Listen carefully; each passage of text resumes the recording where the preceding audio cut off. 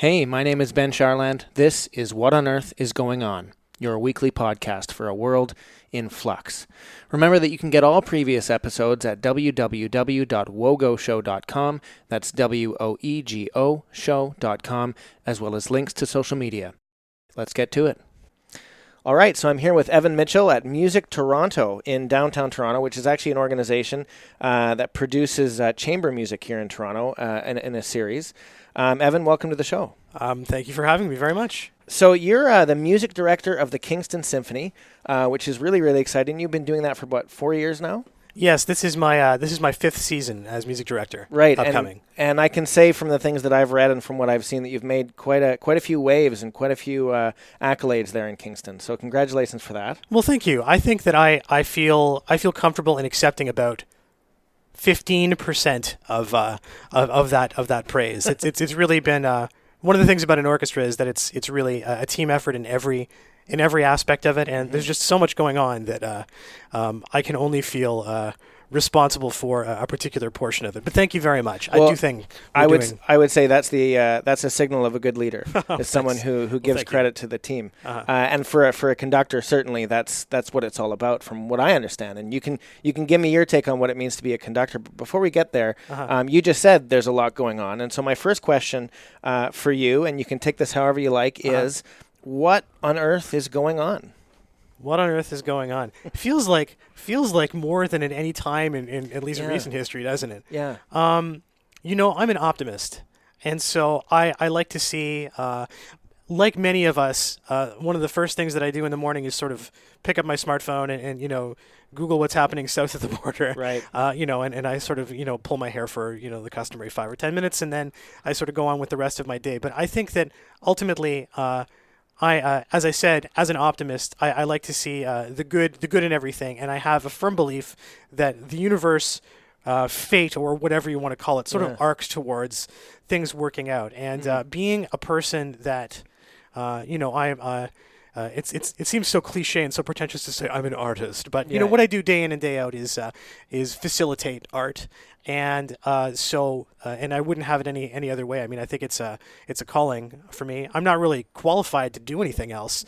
I can't even imagine. And so that helps me sort of, I think, fulfill myself in the best possible way. And I think there are so many exciting things going on, both in my field and in others, that it is easy to sort of get bogged down in the craziness and the acceleration of things. I feel like things are constantly getting faster and faster in day-to-day life. But one of the great things I always say about orchestral music is that it makes you wait. Right. And I think that's actually a really important aspect of art, I think, is to just like make you stop and suspend time quite often and sort of reflect in one way or another and see how what you're being presented with affects you. I have so many questions for you based on what you just said, but I'll start with something that I actually plan to say later in the program, but I'll just start now. Okay. Recently, I watched 2001: A Space Odyssey with my partner. We sat down with our little computer monitor, and I had it on my computer. We watched it the whole 2.5 or almost 3 hours of that movie. Yeah, it is that long. Yeah, it's a long film from 1968, and she had a hard time, and frankly, I had a hard time, but it was my third time seeing it. The second time I saw it was at the Royal Festival Hall in London in the UK. Okay. With the music being performed live by, I think it was the London Symphony Orchestra, Sure. or the London Philharmonic, one of the two. And it was a fascinating, phenomenal experience. Partly because I got to watch the orchestra produce their music and watch them do what they're doing and then watch it with the film. So there was this interesting sort of dichotomy between the live action and the screen. Sure. Watching it as a film certainly required a lot of patience. It required waiting. And my girlfriend and I read after the film that was actually Stanley Kubrick's intent and Arthur C. Clarke's intent, was they were trying to make a movie where you actually had to be patient, and it wasn't about the dialogue or the characters or the stories. It was about the ideas and the images seeding in your brain, which might actually only come to fruition months, weeks, years later. Yeah. So when you talk about patience and waiting for something, I think that's actually really important. And so my question to you, based on that, is, because we live in such an accelerating time where everything is moving so fast and we get up in the morning and can't keep up with all the events that have taken place literally in the last 8 hours that we've been sleeping. That's true. does music and art in general, does it respond to that? Is it supposed to subvert that? Is it supposed to alter our perspective of that? What is the role of art in the midst of all of this? Well, I think that it really depends on person to person. One of the things that I find most fascinating about great art is that what it really does, sometimes in an abstract way, sometimes in a very direct way, is it just sort of holds up a mirror to the person who's experiencing it. It could be something as simple as you go to a gallery, you view a great piece of visual art. Yeah. What you see in it is a reflection of your life, your frame of reference. One of the things that I find so interesting about I have a fascination with the tarot cards. Yeah. Because what it is it's a series of archetypal images that you can see. You can see whatever you want to see in them as it reflects to your life and your circumstance. I mean, that's why those. If you take a look at horoscopes, one of the reasons why some people are like, oh, but it's so true. Is because if you go broad enough, you're going to be able to find some kind of commonality. And with regards to art, I always say that there's no wrong way to come to a symphony concert. You can let the music wash over you. Mm-hmm. You can come to have some kind of connection with the music, where you try and pick it apart, or you try and see if you can manage to find the signposts, because of course music is a very structured thing. Even complicated music you can sort of reduce in effect with a little bit of preparation and understanding to going from A to B to C, or you can go there to have an emotional experience, and none of those are incorrect. Right. And the degree to which you're going to be able to respond to something is largely dependent on who you are and what you've done and what you've experienced. Right. There are so many pieces of music, very simple pieces of music, that are just great little tunes for person A, and for person B there might be some profound connection by virtue of say they happen to hear this at a point when they received some very sad news or something like that. I remember reading in the paper and then subsequently seeing Jack Layton's funeral, in which Hallelujah, Leonard Cohen, was sung, and apparently that was what he was listening to when he passed away. And it was performed there by a very emotional Steve Page, who is an artist who, in my opinion, he's one of my pop heroes. Right. I find there are very few, in my opinion, very few pop singers who are able to sort of commit emotionally the way that in that level of greatness. And so, sure. Obviously that's a very emotional song for a lot of people, but there are some people who like to hear it on the radio and think, oh my goodness, I'm so sick of this song. Right. So it really, I think that's the purpose of art, is to help you sort of understand yourself, understand even just a little bit what's going on around you, and if it holds up a mirror or if it guides you along a particular path, then that's the way it works, and that's why it's so funky and so crazy and so refreshing. And certainly there's different kinds of people who approach art in different ways. And if we're talking about music, obviously there's the kind of person who has no understanding, they didn't learn, they don't have an instrument, they've never really heard a concert before, and they show up and they don't really maybe know what to do. And so whether it washes over them or they daydream and they think about something else while the music is playing, as opposed to someone who maybe plays an instrument, knows the music through and through, both technically but also the history of the music, when it was written, who wrote it, what they were going through at the time. I'm someone who's probably in the middle of that, maybe more towards being ignorant. So my question would be then, for a music director and a conductor like yourself, or for a composer or for a performer, is there a responsibility for you to help people get from A to B? You said there's maybe person A is like this and person B has a different appreciation, but there's mobility within that. I can become someone who absolutely, who appreciates music in a different way. Is that part of what you do, part of your job? Well, it's interesting. I've never thought of it necessarily as a responsibility, but that is an aspect of what something that I do with the Kingston Symphony that I feel is one of the most important elements of what we do outside of performing the music. Before I get into that, I just wanted to just circle back to you said the word ignorant. I actually obviously music is an art and a science, and it's very simple to be it's quite common to be ignorant about the shall we say the scientific aspect, the theoretical aspect of music. But everyone is born with emotional intelligence. That sounds like such a 2018 terminal. But everyone, we're all people, and that's again, as I've said, the purpose of the art is to have it speak to people, and that's what it does. And so there's going to be, with any piece of great art, there's going to be some kind of connection, and all you have to do. I think that there are a lot of people who, who say I don't understand this music, it wouldn't be out of ignorance. It would be out of, let's say, lack of patience or lack of willingness to try and attempt to parse it or emotionally. Be open to, I guess. Or be open to it. I mean, there's speaking from the orchestral experience, is your first orchestral experience, would it be best to listen to a Mahler symphony or a Mozart symphony? And there's no right or wrong answer to that, but certainly for people who are wanting to dip in their toes, so to speak, a Mozart symphony is going to be something that they will innately understand better without one lick of knowledge about that. At the same time, if you're a really emotional person, I know some people whose first orchestral concert they ever heard was Mahler's Second Symphony, which is a symphony about resurrection, and it's very, very long. It's I think it's like 80 minutes long, and it's profound and it's powerful and it's overwhelming. And for some people, that's the moment in which. But by and large, it's I think it's important to sort of tailor the experience. We in this industry fight a war of perception. The symphony is too elitist. It's too expensive. I don't know what to wear. I'm terrified about what to do. When to clap. I'm not going to like it. And the irony of it is that people who are even, let's say, grudgingly convinced to come, they're more likely to complain about the experience they had parking than they are about having sat through 90 minutes of sometimes some very complicated music, because when people the product doesn't need any selling, so to speak. I mean, it does need selling, but it shouldn't, because it's amazing. I mean, that's why it's timeless. That's why we're still performing pieces that are 200 years old. Right. Before I don't want to stray too far from this question, because I do think it's a really important one about obligation or responsibility. We at the Kingston Symphony Orchestra have, like many orchestras do, certain initiatives that are there for people to let's say, enhance their concert experience in whichever way they see fit.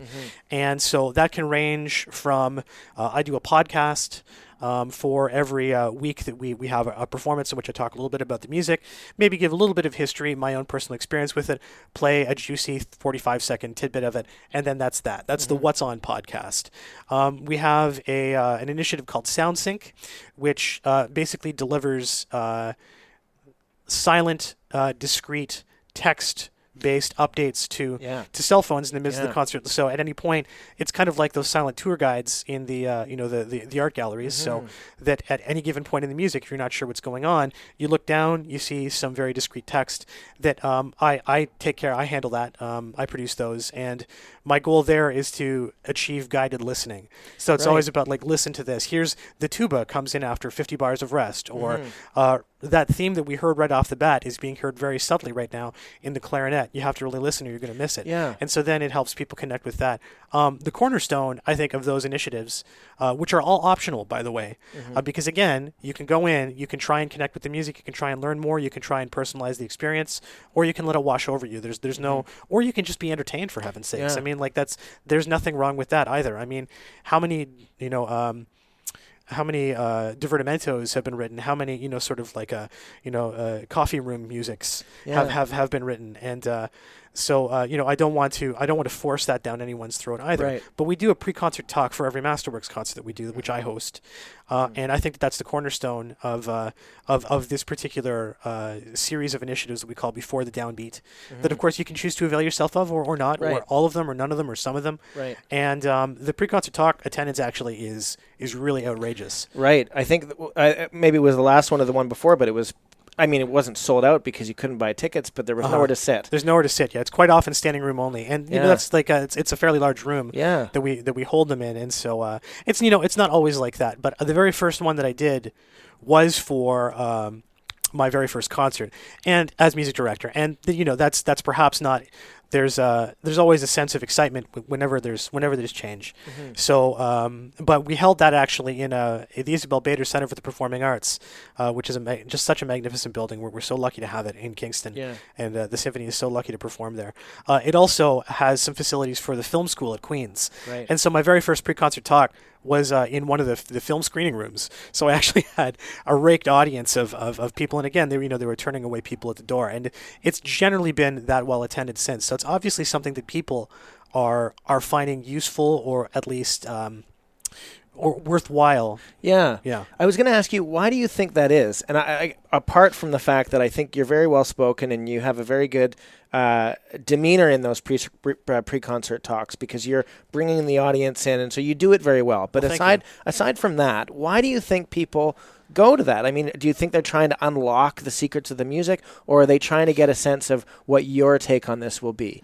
I'm not sure. My hope is that they're trying to find something that will help them connect with the music. The whole point of the pre-concert talk is to take it from, whatever base level of enjoyment or fulfillment or what have you, whatever they're looking for when they're coming in, and that this will amplify it. So I'm hoping that their experience is amplified. Does that make sense? Yeah, totally. Yeah. So however that, it could be, quite often at those pre-concert talks, I'll get excited about form in music, and that's probably something that the audience for the pre-concert talk is least interested in. And so I'm guessing there's one or two people who are like, "Ooh, he's finally going on about sonata form. I wanted to know." Very few people. That said, again, the way that I always try to spin it is that they'll say, "Hey, this finale is 15 minutes long. That's a long piece of music. How do you have a piece of music that can exist and be sustained by its own goals and its own infrastructure?" And the reason is to say it's a rondo form, and so you have a primary theme, and then you have a contrasting theme, and then you go back to the primary theme. So you're constantly circling back to this A theme, and that's how you're able to A B A C A B A. It's like for example, that's just one way in which you can sort of stretch out that kind of form. And so then people will know. I mean, even those who it might sort of sail over their heads a little bit. And of course, I am trying to do this kind of beat the clock a little bit. Sure, there you can take years and years of theory courses to really understand the intricacies of that sort of form. So for me to explain it in 2 minutes, at the same time, I would say even the people who have after that the basest understanding of what's going on will be able to chart their progress by saying, I've heard that before. That means that we're returning to this, and that's the third of 5. So that's how far we are. Right. This is how far we are in the movement, and then you can sort of subtly pick up on cues like how has the drama changed from the beginning to here. Yeah. How has the music been right. contrasting? So. Right.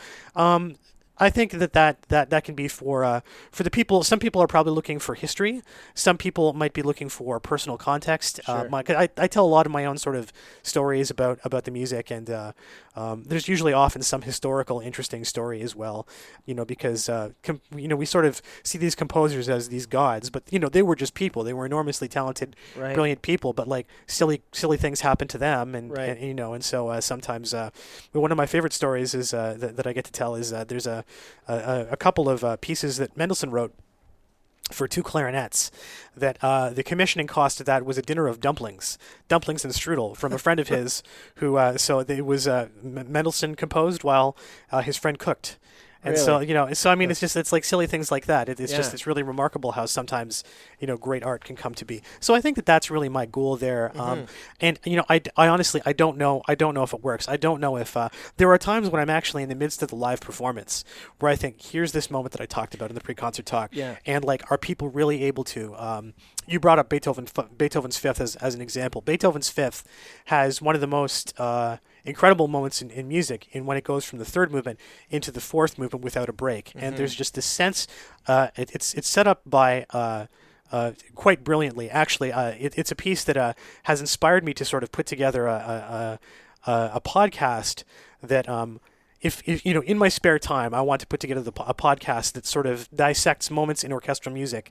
As I've said, orchestra music makes you wait. Great music makes you wait. Yes. The payoff moment is not simply, in order for there to be a payoff moment, it has to be set up. Yeah. And so this podcast would be about, like, what happens to set this up to make the payoff so great. Anyway, so the payoff in Beethoven's Fifth is that it's set up in such a way that it's telegraphed, actually, that sometimes quite subtly, but then you have this moment where it seems as though you're lost, you're suspended in time, you don't know what's happening, and then there's a slow, inexorable pull towards a particular direction, and then when you're solidly there, it builds and builds and builds. And then you have this fanfare, and it's one of the most glorious moments in music. Mm-hmm. And so, it's quite powerful by itself. But when I have done Beethoven's Fifth Symphony in the past and I've had the pre-concert talk, I tell people about what's going on. And so then I wonder when that happens, just like, is this going to be more of a profound moment when the audience hits it for those who were at that pre-concert talk? I don't know. Now, people keep coming, so presumably there's, the people wouldn't keep coming, I think, if they didn't have the result so that they were looking for.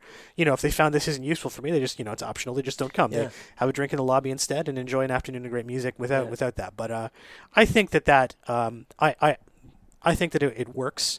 And for the people who want to do it. And as I said, I think it's one of the most important aspects of that experience for those people.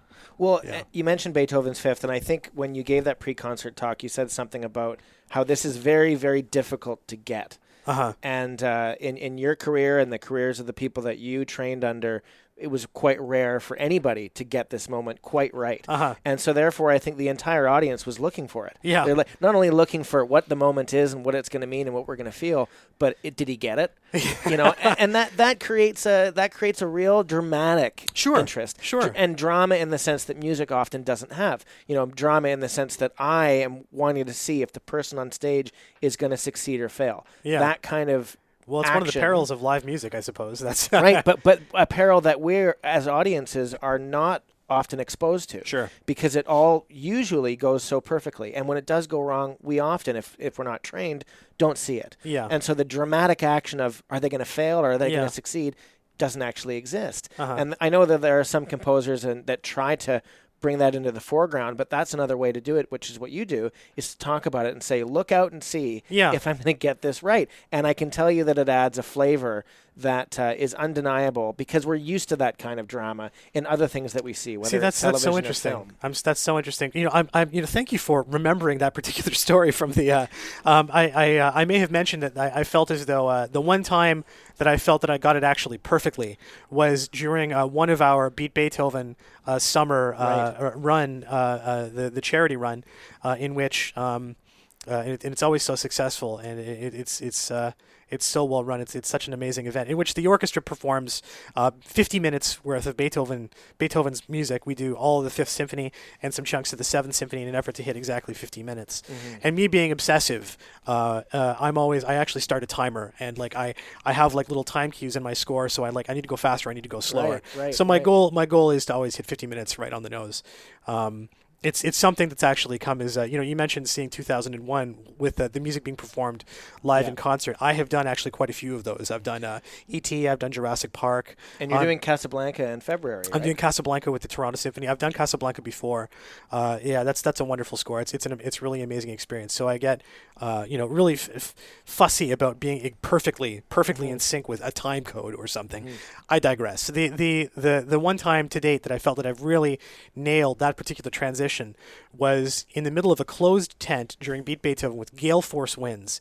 And for whatever reason, it just happened perfectly. And I was actually, it's not to say that every performance is important, but I was just I was just incredulous. I'm like, this happened here under these circumstances. Mm-hmm. And then sometimes you'll have quite often with, a staged performance, the lights have been dimmed, everyone's really focused, everyone's switched on. Yeah. It's generally happening at a point in the program in which, people have been able to pace their focus, and, those are optimal conditions. You don't get it quite as well as that one time when I was in a tent and it was blowing, 30-kilometer-an-hour winds. And you talk to stage actors, and they'll often tell stories about, and myself included, about the best show was the one that should have been the worst. Yeah. The best show is the one where the equivalent of gale force winds are blowing on stage. So someone forgets a prop, a light doesn't come on, maybe someone leaves halfway through, someone else in the audience has got a coughing fit. Sure. Everything is going wrong. But that pressure for an artist seems to create a renewed vigor on stage that I've got to get over this mountain, because what often happens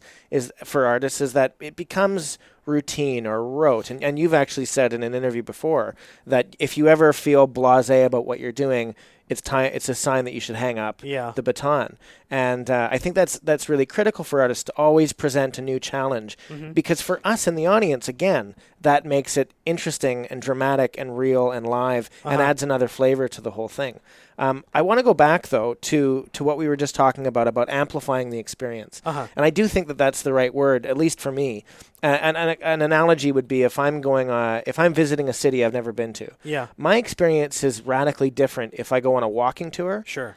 And then if I don't go on a walking tour, I'll still experience the life of the city, the buildings, something might happen to me, the food, but it's quite superficial. I might have some experience that deepens it, but if I go on a walking tour, it doesn't even matter if the guide is that good. My experience of the city is now informed by all of this context, all of these stories that are informing me. And for me in music, that is almost always the case. If I approach it with some context and some learning. However, there has been a debate in music for a long, long time. It's the old debate about program music. Beethoven's Sixth Symphony is famously known for a piece of music that is supposed to evoke specific things. Sure. The Pastoral Symphony. And a lot of scholars have said, well, no, trash what you're supposed to feel. Just listen to the music and let it take you where it takes you. And don't read about it. Don't read the program. Don't look at the texts that are going to be sent to you in the middle of the concert. Experience it anew. This has been a tension in music and in art for a very long time. You seem to be taking the approach of give the audience as many moments and points of contact as they can to give them a place to grapple on. As they're willing to take, right. Being optional experiences, of course, but yes. But I guess to play devil's advocate, and this is something that that doesn't work for me. Is there some merit to the argument to let the music speak for itself and not give it any context and let people just hear it and let it wash over them?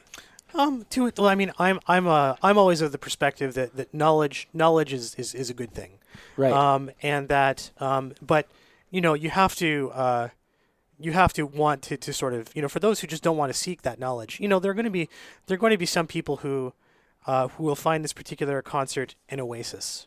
They've had a really tough week. They're emotionally exhausted. They're intellectually exhausted, and probably the last thing they want is some guy yammering about symphonic form. So now I like to think that we sort of offer the best of both worlds, because as I've said, there is no wrong way to come to a symphony concert. All of the things that we do are optional. There's nobody forcing people to come to pre-concert talk.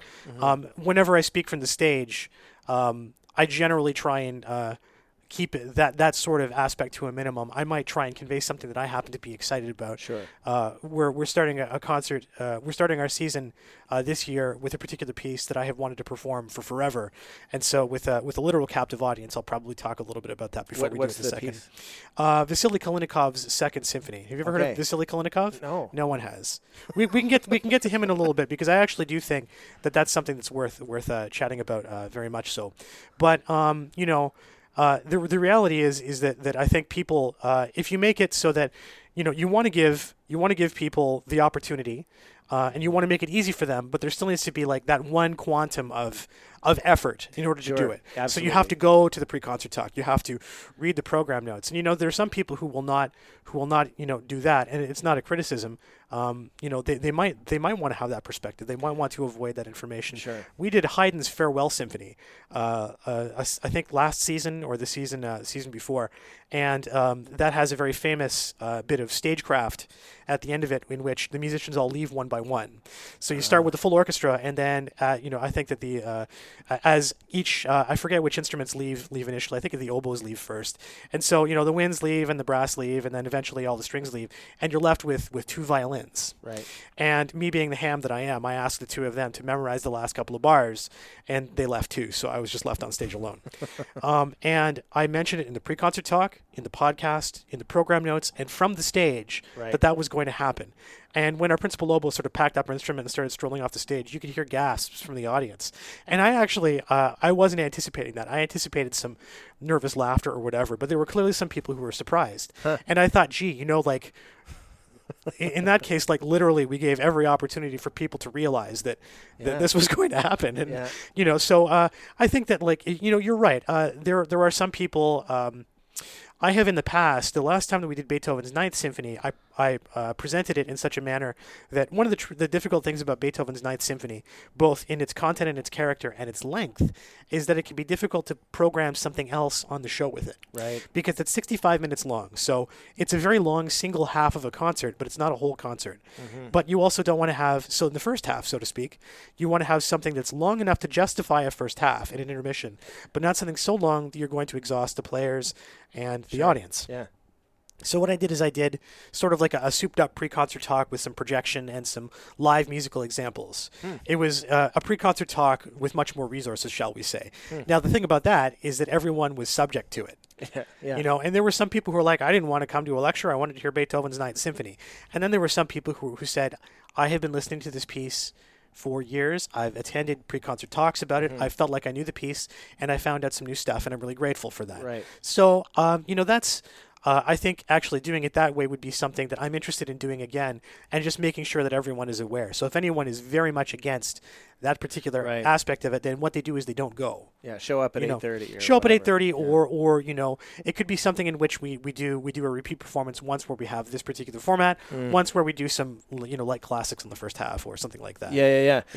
I mean, it's a fascinating debate because it does tie into the question of what classical music is and why it's so enjoyable, but also why it's such a barrier to a lot of people to understand and appreciate. I mean, I enjoy classical music in part because I've read a lot about it, and if I enjoy a piece of music that makes me feel like, I don't know, it makes me feel powerful or sad or curious or inspired or whatever, then I've often gone and learned about that piece of music and then listened to it again and again and again and again. Yeah. And that's been my personal experience. And it just starting from when I was 17 or something, I just kind of fell in love with certain aspects of it. Yeah.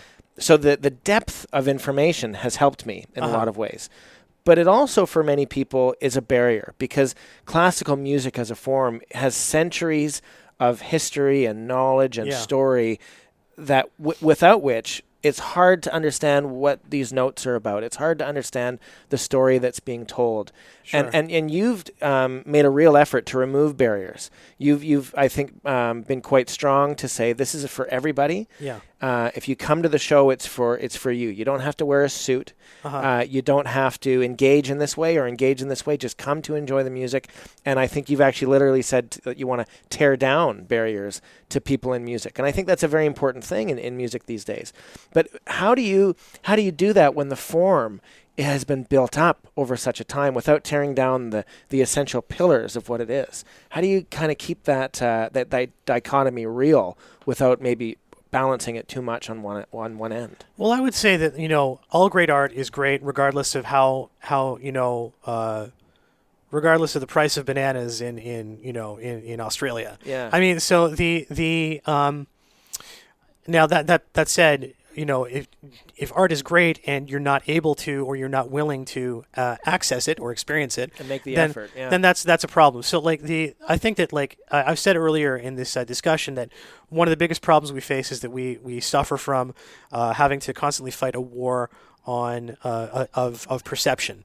One of the reasons why our audiences tend to skew a little bit older is because as people become older, they will have more patience, they will have more of a taste for sophistication. And so, I mean, it's undeniable that there is a complexity to great art.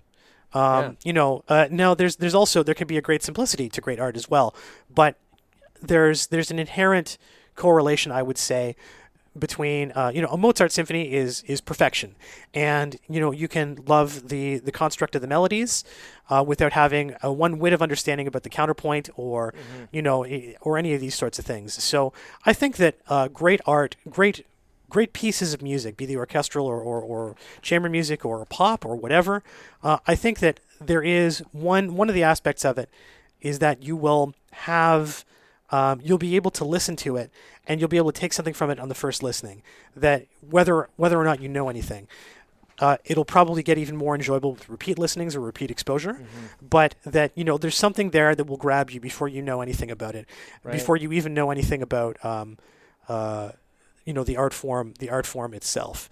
So like I think that's actually that's the biggest problem. I mean, like by its nature, we play a lot of music that's old. Yeah. It's survived the sands of time by virtue that it is timeless.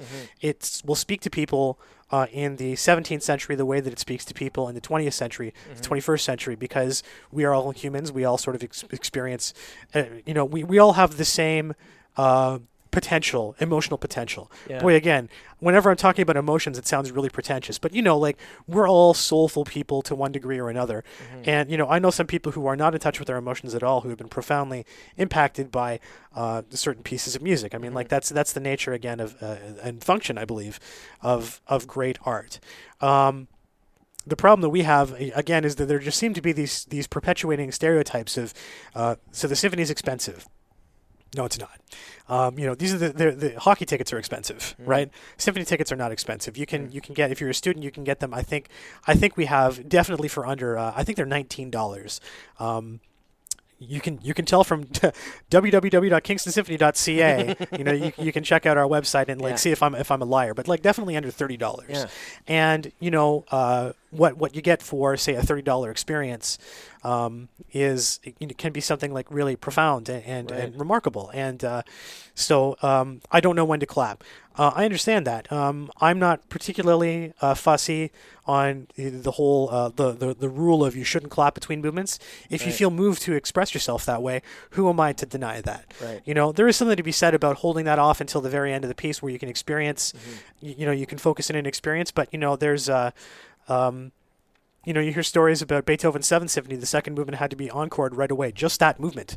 Piece wasn't even over because there was such a reaction to it. So, who am I to clamp down on that? So, just wait until other people have been clapping for about 5 seconds and then join in. Piece of cake. Follow the leader. What do I wear? Whatever you want. I have seen people in literal chains and rags and bright green mohawk spiked hair listen to Mozart's Requiem. Yeah. Like a live performance, and I was just like, well, that's not our usual audience, but it's again, this is something that affects people. The whole point of art is to move people. So there really aren't any of these barriers, and people who sort of perpetuate those stereotypes are the ones who haven't come to the symphony yet. One of the great things about doing concerts for young people is that they haven't been told that it's not cool. Right. And they'll come and they can judge it on their own merits. I mean, if they decide that they don't like it, that's fine. If they decide that it's something that they want to enjoy very casually and on their own terms, that's fine. If it's something that moves them as a young person, that's fine too. Like, these are all great outcomes. Yeah. So I think that's the key point with regards to how do you I mean, yes it can be complicated, but it's something that's designed to speak to you. There as we went sort of from, let's say, 1930 onwards, going into the Second World War and onwards, there was more of a movement away from necessarily emotional experiences or audience accessibility. Yeah. And that's I think the popularity of that music to a degree has suffered. That is a whole enormous musicological debate unto itself. But it's sort of unfortunate, because one of the things that quite frankly troubles me about the state of current repertoire, we have all sorts of incredible talent, both in Canada and internationally, with regards to composing new music. Right. And we have a bit of a platform to be able to perform it. And in Kingston, I mean, I've had some freaky concerts. One of my favorite things about putting together concerts in Kingston is that, like, not to say I'm trying to push the envelope, but I don't ever feel as though I really have to have Mozart or Beethoven or Bach on every concert. Yeah. I mean, I've had some weird concerts, man, and people have, you build up a level of trust with the audience to say, like, look, I know this, you're not going to hear any pieces on here that you've heard before, but I'm telling you that, like, the reason that I have put this together is not as some kind of intellectual exercise, is because I believe that you are going to have a positive. You are going to have a positive emotional result as a consequence of having to come see this concert. And thank you for putting your trust in us. Well, that the work that you're doing, there's something that's being said that needs to be said, that is asking to be said from 200 years ago and from today to the audience that's sitting there. I mean, this to me is a fascinating conversation, both in terms of, the meaning of art and how much it is incumbent upon me as the viewer or audience member or listener or whatever to take the step and try to engage with it. Because unlike television or radio, it's not just going to happen to me. Sure. I have to make a little bit of effort to insert myself and to think about it and to ponder it. If I can go to a museum right now here in Toronto and walk through for 2 hours and look at every piece of art for 2 seconds and get nothing from it, I can also go into that same museum and stare at one piece of art for 2 hours and get everything and get a whole world from it. Or not. But the point is that it's incumbent upon me to make an effort in that moment. But here's an example of something, and I'd love to get your take on it. At the end of a concerto, for example, sure, the soloist finishes, does her bow, and then someone from off stage brings on a bouquet of flowers. And there's this formal procedure of handing the bouquet over, and it just seems so, to me, and please argue with me if you differ, so false to me, because I'm sure that at some point we in the audience wanted to give her flowers and so got up and gave her the flowers if she was really good. But the fact that it's baked into the program and that someone from off stage has the job to hand her flowers seems to me meaningless in the context of I don't really care for it and I'm not responsible for it. It's not to say that the soloist has been good or bad and I should judge whether or not she gets flowers. It's to say that part has nothing to do, and please argue with me if I'm wrong, nothing to do with the music. Issue that it's scripted. It's not only that it's scripted, but the meaning of it as well. That I mean, if we're going to give someone flowers, shouldn't it be as a result of something that wasn't planned? Do you know what I mean? Like if we're going to script something, that's fine. Everything is scripted. Yeah, I understand. Yeah, but yeah, I I don't disagree with you at all. Actually, I mean, I hate getting flowers myself. I just feel like, I mean, flowers are nice, right? And it's not a matter of being emasculated or anything like that. I mean, that's the furthest thing from my mind. But I just like it's not the ritual so much of it that I, and it's not as though I'm not going to drop the flowers or whatever, cause a scene. Right. But in fact, actually, one of my favorite moments of spontaneous stage comedy came as a result of a flower. Of an exchange of flowers. So Long, very famous pianist, was performing with the Vancouver Symphony Orchestra, and he was given flowers.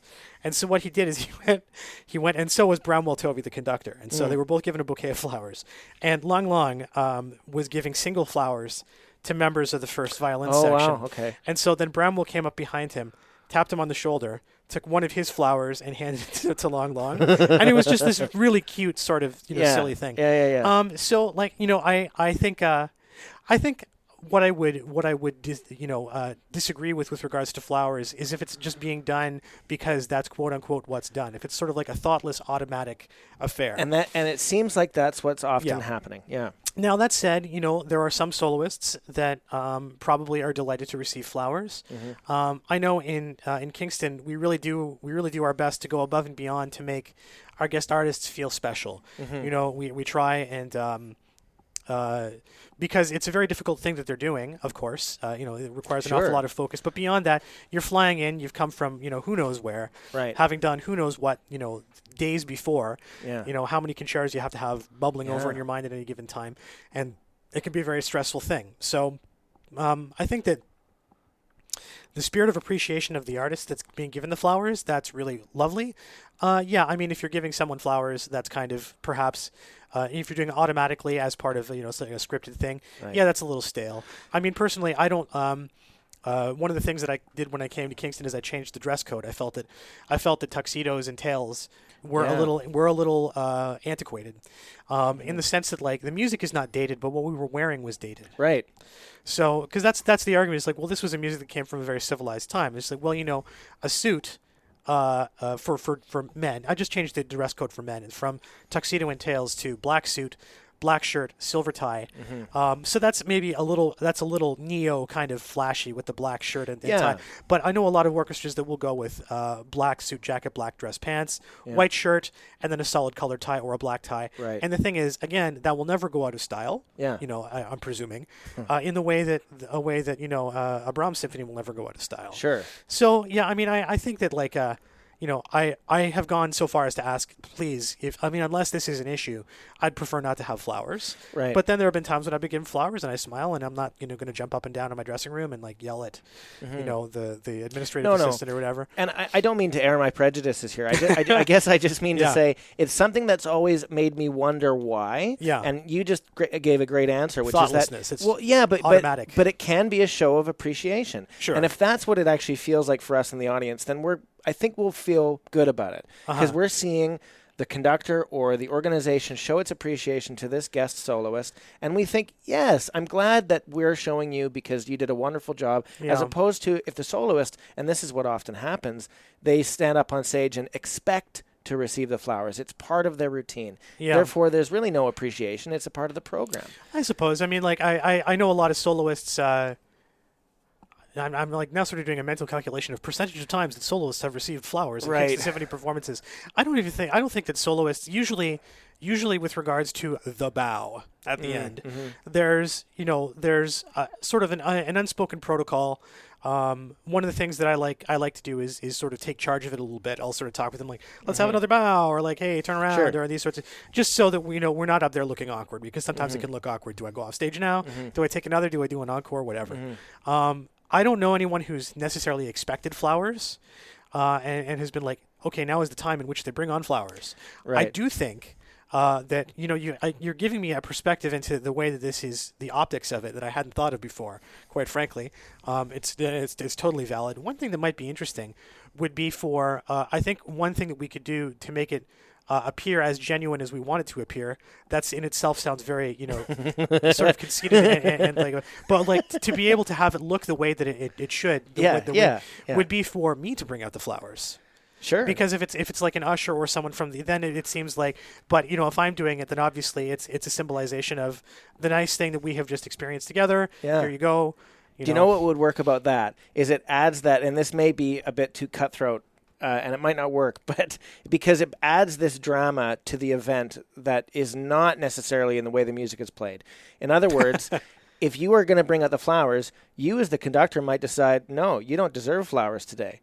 And look, I'm not saying this is going to happen. I'm really not. What I'm trying to get at is as an audience member, and the conductor could easily choose not to do so. And therefore, if you bring out the flowers, it means you mean it. Yeah. It's saying to me that the conductor truly means to do this act and isn't just doing it by rote. That's an interesting thought. I mean, I think that could lead to perhaps some strained relations. Sure, and but I see what you're getting. For the longest, there was when I was in my undergrad, I had a Facebook group called "Stop Cheapening the Standing Ovation," because I felt that there was a group of people that just stood for everything, and therefore, if you stand for everything, absolutely. like there were some performances that I thought were just like garbage, yeah, like just objectively poor that people would stand up for, and it like made me mad.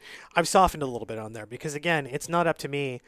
You mentioned I go to a symphony you go to a symphony concert. If someone in a suit is looking down at you for not wearing a suit, that's their problem. That's not yours, right? So therefore, by that logic, which is I believe correct sound logic, if someone wants to stand up at the end of a performance, and they do it every time. I mean, if they feel like they're doing it from a sense of automatic rote expectation, that's not great. But there are some people who are going to feel that moved every time, and so who am I to say no, don't do that? So I've rethought about that, but it's one of those things where I mean everyone's entitled to their opinion, and I think that they're generally speaking all quite valid. I mean the things that people will complain about is actually quite remarkable. Like some of the emails that we happen to get, and like it's the sort of thing that you want to talk to this person and say like, I understand where you're coming from, but as two people having a private conversation in a room, I want to say like, do you realize how ridiculous you sound? Yeah. Just because and that's a function of like everyone is sort of like that in society. Sometimes you just don't have a sense of like where you're coming from or what you're entitled to say or do. But like even then, we want people to come in and have a positive experience. And so anytime there's any feedback, we always take it as seriously. And one of the things about SoundSync that we have, SoundSync, which is the name of the live text updates during the concert. We usually do that twice a year. There's some people who really are opposed to it, and they're either it's interesting. They'll be opposed to it because someone next to them is being distracting And that's an issue that we do whatever we can to mitigate it, but we're giving a lot of responsibility to the people who use it. And so sometimes people are not going to be particularly responsible. And, the only alternative is to like not do it, and we're not going to do that. But, it is an unfortunate sort of thing. So for the people who are upset by that and who have made it, who have contacted us about it, we usually do it on double performances. And so we do it one day and then one day without. Some people, very interestingly enough, are opposed to the philosophy of it. I'll say, I don't like this idea. And then I'll say to them, like, was anyone bothering you during the concert? Right. And they say no. And so what I want to tell them very gently is I want to say, well, like, if you hadn't been aware that this program was being on by virtue of us announcing it, then would you have even known? Right.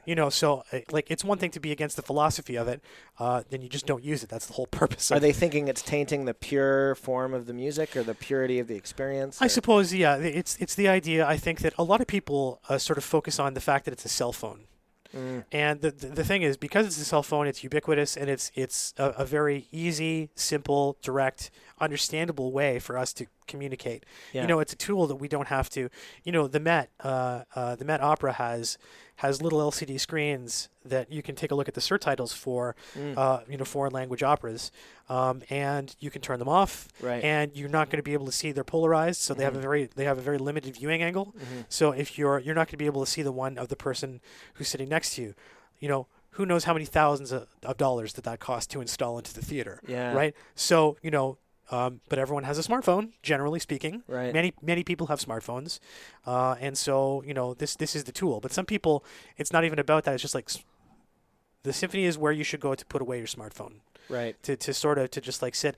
And that circles back to the idea of, the one barrier that I can't and don't want to remove is that it does require like that modicum of effort. Now, you mentioned you can go to a museum and go in there for 2 hours and not get anything out of it.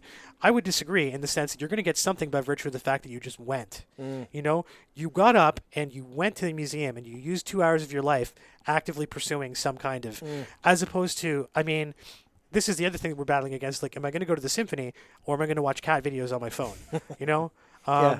Uber Eats will deliver a bubble tea to your door for a $5 delivery fee. Yeah. Like, I could have bubble tea brought to me by a person by going boop, boop, boop, boop, boop on my phone. Like, literally, I can hit 5 buttons and in 10 seconds have this thing ordered, which will, we live in a culture of convenience. Absolutely. And, being able to connect with your emotions and being able to appreciate art is not a convenience.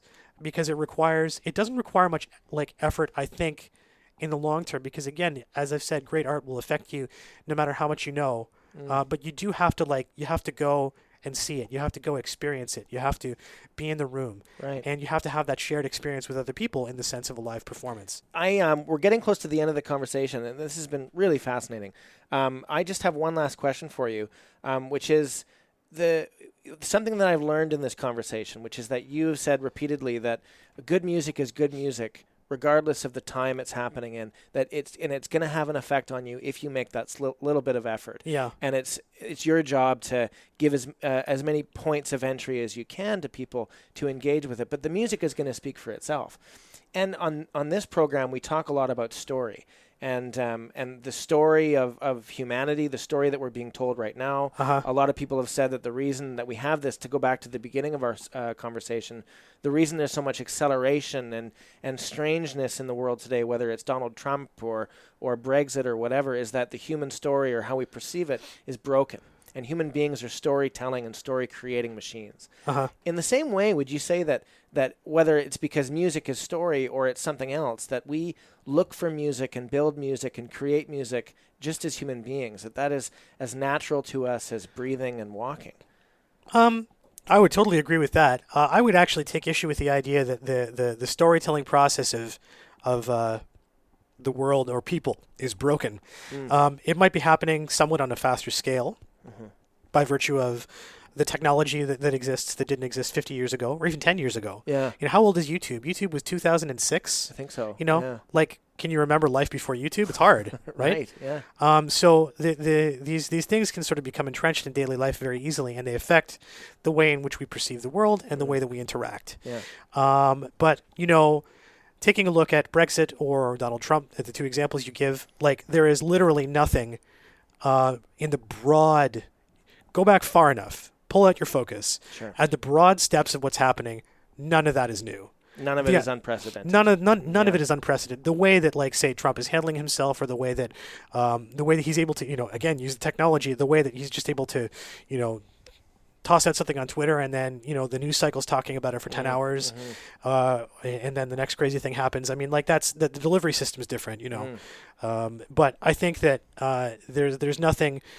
There's nothing, empires rising and falling, so to speak. Very normal. Like it has all been done. And the thing is, with regards to storytelling and music, one of the difficult things about composing opera, is that the structured narrative of